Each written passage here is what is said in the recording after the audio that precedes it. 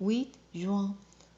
Premier roi, chapitre 3, verset 3 à chapitre 5, verset 14.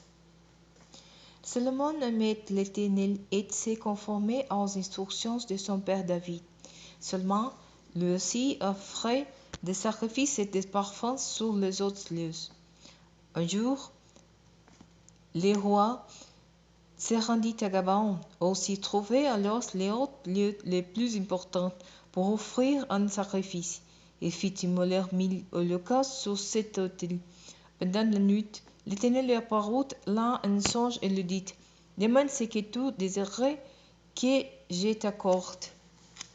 Salomon répondit: Tu as témoigné en grande bienveillance à ton serviteur David mon père, parce qu'il vivait fidèlement selon ta volonté, de façon juste et aveugle, en cœur droit. Tu lui as conservé cette grande bienveillance, et tu lui as accordé un fils qui siège aujourd'hui sur son trône. Maintenant, Éternel mon Dieu, c'est toi qui m'as fait régner, moi ton serviteur, à la place de mon père David, alors que je ne suis encore qu'un tout jeune homme, et que je ne sais pas gouverner. Voilà ton serviteur au milieu de ton peuple que tu as toi-même choisi, un peuple nombreux qui ne peut être dénombré ni compté, tant il est nombreux. Veuillez donc donner à ton serviteur l'intelligence nécessaire pour administrer la justice pour ton peuple, afin qu'il sache discerner entre les biens et les mal. C'est cela qui pourrait administrer la justice pour ton peuple qui est si nombreux. Cette demande est seulement plut au Seigneur.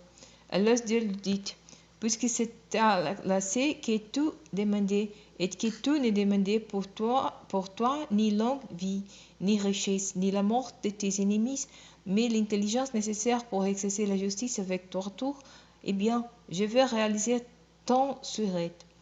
Je te donnerai de la sagesse et de l'intelligence comme à personne dans le passé, ni dans l'avenir. De plus, je t'accorde ce que tu n'as pas demandé, la richesse et la gloire, de sorte que pendant toute ta vie, aucun roi ne t'égalera. Enfin, si tu marches dans les chemins que j'ai prescrits, si tu obéis fidèlement à mes lois et mes commandements, comme ton père David, je t'accorderai aussi une longue vie. Salomon s'éveilla avec ce rêve présent à l'esprit, et il revint à Jérusalem. Là, il alla se présenter devant les coffres de l'alliance de l'Éternel. Il offrit des holocaustes, présenta des sacrifices de communion et donna un festin auquel il invita tous ses autres fonctionnaires. Un jour, 12 femmes prostituées vinrent chez le roi et se présentèrent devant lui. L'une d'elles lui dit: S'il te plaît, mon Seigneur, écoutez-moi. Cette femme et moi, nous habitons dans la même maison, et j'ai donné naissance à un fils près d'elle. 3 jours après, il a aussi mis un enfant au monde. Nous vivons seuls ensemble dans cette maison. Il n'y a personne d'autre avec nous et nous n'étions que toutes les deux. Or, pendant la nuit, elle s'est couchée sur son fil et l'a étouffé. Alors il s'est levé au milieu de la nuit. Il a enlevé mon fils à mes côtés pendant que moi, je dormais, et il l'a couché contre elle. Puis il a déposé son bébé mort près de moi. Le matin, je me suis levé pour ralentir mon enfant et j'ai trouvé l'enfant mort. Le jour venu, je l'ai examiné attentivement et j'ai reconnu que ce n'était pas mon fils que j'avais mis au monde. Cette force interrompit l'autre femme. C'est mon fils qui est vivant et le tien est mort. Pas du tout, riposta la première. C'est ton fils qui est mort et le mien qui est vivant.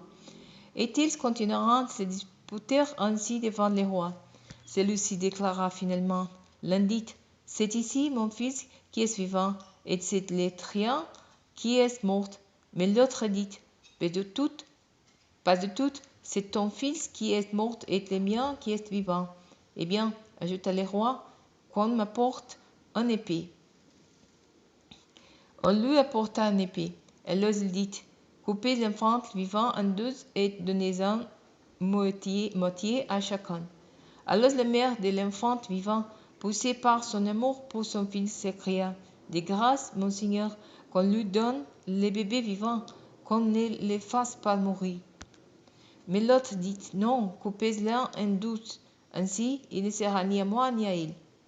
Alors le roi prononça ce jugement et dit: ne tuez pas l'enfant, donnez-le à la première des deux femmes, c'est-elle sa vraie mère. Tout Israël apprit les jugements que le roi avait prononcés, et tous furent remplis de crainte à son égard, car ils comprirent qu'il avait reçu la sagesse de Dieu pour rendre la justice. Le roi Salomon régnait sur tout Israël. Voici les ministres qui l'assistèrent: Azariah, petit-fils du prêtre Sadoc, Eliorephet, Étaïa, fils de Sisa, étant ses secrétaires. Josaphat, fils d'Alud, était archiviste. Benaïa, fils de Jehoiada, était le général en chef de l'armée. Sadoc et Abiathar étaient prêtres. Azariah, fils de Nathan, était chef des gouverneurs. Zaboud, fils de Nathan, était prêtre et conseiller personnel du roi. Aïssar était l'intendant du palais royal, et Adoniram, fils d'Abda, était préposé à la surveillance des corvées. Salomon nomma 12 gouverneurs sur tout Israël. Ils étaient chargés de pourvoir à l'entretien du roi et de tous les personnels de son palais. Chacun d'eux assurait les ravitaillements un mois par an. Voici leurs noms. Benur exerçait sa fonction dans la région montagneuse d'Éphraïm. Bendeker dans la région de Makat, à Salban, à Beth-Semes, à Elon et à Beth-Anan. Ben-Hesed à Roboth, dont relevant aussi Soko et toutes les pièces de fer. Ben-Abinadab dans toute la contrée de Dor. Il avait épousé Taphat, un fils de Salomon. Bana, fils de Lud, gouvernait Tanak et Megiddo, et toute la région de Bethséan, qui est près de Tartan, au-dessus de Gisèle, depuis Bethséan jusqu'à Bel-Meola et jusqu'au-delà de Yokéma. Ben-Geber résidait à Ramoth en Galaad. Il était responsable de la région des villages d'Aï, fils de Manassé en Galaad, et de la contrée d'Agob en Bassan, qui comprenait 60 grandes villes fortifiées, munies de remparts et fermées par des barrières de bronze.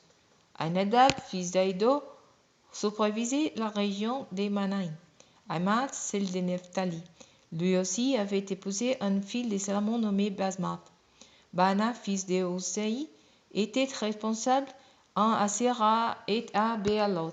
Josaphat, fils de Paroi, en Issachar, Simei, fils d'Ela, en Benjamin, Geber, fils d'Uri, dans la province de Galaad. Il gouvernait la contrée qui avait appartenu à Sion, roi des Amoréens, et à Og, roi de Basan. Il y avait de plus un gouverneur qui supervisait toutes les pays. La population de Juda et d'Israël était alors aussi nombreuse que les grains de sable au bord de la mer. Ils avaient à manger et à boire, et ils étaient dans la joie. Salomon dominait sur tous les petits royaumes qui s'étendaient de l'Euphrate jusqu'au pays des Philistins et jusqu'à la frontière de l'Égypte. Pendant toute sa vie, ces peuples lui apportèrent leur tribut et lui restèrent assujettis. Chaque jour, Salomon recevait pour son entretien et celui de tout son personnel 9 tonnes de farine fine et 18 tonnes de farine ordinaire, 10 bœufs engraissés, 20 bœufs de pâturage et 5 mourons, sans compter les cerfs, les gazelles, les chevreuils et les volailles engraissées. Il exerçait sa domination sur toutes les pays situés au sud-ouest de l'Euphrate, depuis Tifsa jusqu'à Gaza, sur tous les rois de ces contrées, et la paix régnait avec tous les pays alentours. Pendant toute sa vie, les habitants des territoires de Juda et d'Israël, de Dan à Beersheba, vivaient en toute sécurité, chacun sous sa vigne et sous son figuier. Salomon avait 4000 écuries pour les chevaux de ses chars et 12 000 hommes d'équipage pour ses chars.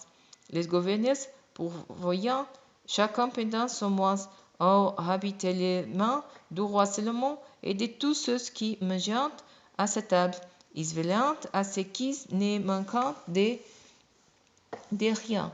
Ils fournissant aussi chacun à son tour et suivant sa règle de l'orge et de la pelle pour les chevaux des traits et ceux des attelages des chars à l'endroit où se trouvait le roi. Dieu donna à Salomon une sagesse exceptionnelle, une très grande intelligence et une large ouverture d'esprit qui le fit s'intéresser à des questions aussi nombreuses que les grains du sable au bord de la mer. La sagesse dépassait celle de tous les sages d'Orient et de l'Égypte.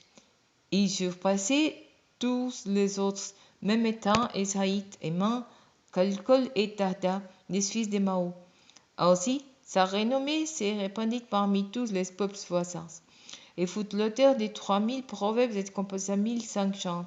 Il a décrit les plantes de cèdre du Liban jusqu'à la branche du saupe qui poussait sous les mourelles.